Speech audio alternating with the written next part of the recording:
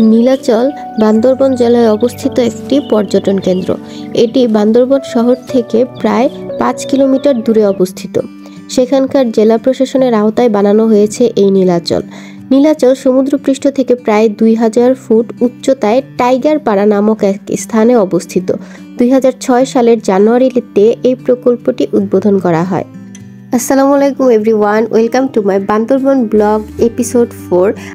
তো আমরা আমাদের চাঁদের গাড়ি দিয়ে নীলগিরি থেকে চলে গিয়েছিলাম সরাসরি নীলাচলে, এবং এটা ছিল নীলাচলের বাহিরের ভিউটা। এবং এখান থেকে আমাদের গাড়ি পার্কিং করার পর আমরা নেমে চলে যাচ্ছিলাম গেটের দিকে, এবং মেইন গেটে যাওয়ার পর এখান থেকে টিকিট কাটতে হয়েছিল। নীলাচলে পার পার্সন টিকিট প্রাইস ছিল 50 টাকা করে। তো আমাদের সবার টিকিট কাটার পর আমরা চলে গিয়েছিলাম নীলাচলের গেটের ভিতরে, এবং গেটের ভিতরে যাওয়ার পর দেখলাম আসলে আশেপাশের ভিউগুলা ছিল এই যে গেটের ভিতর থেকে আশেপাশের ভিউগুলা ছিল এই যে এরকম। এবং যেহেতু আমরা যে সময় গিয়েছিলাম তখন অনেক গরম ছিল, সবাই গরমের কারণে আইসক্রিম কোক যে যেটা পারতেছিল সেটাই খাইতেছিল। আমরাও সবাই একটা আইসক্রিম খাইছিলাম, কিন্তু এটার কোনো ক্লিপস নেই কারণ এত গরম ছিল যে আমরা সবাই কতক্ষণ আর কি খেয়ে ওটা শেষ করবো, এরকম একটা ব্যাপার।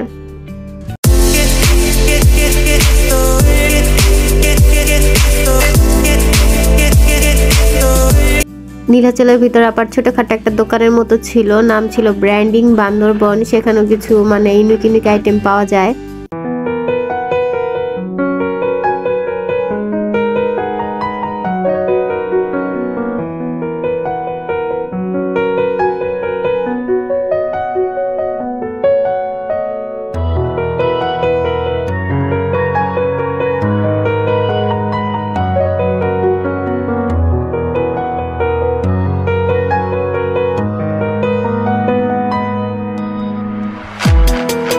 আবার দেখলাম আশেপাশে যেরকম ছোট মহিলারা নিজেদের জিনিসপত্র নিয়ে এখানে সেলিং এর জন্য বসে পড়ে।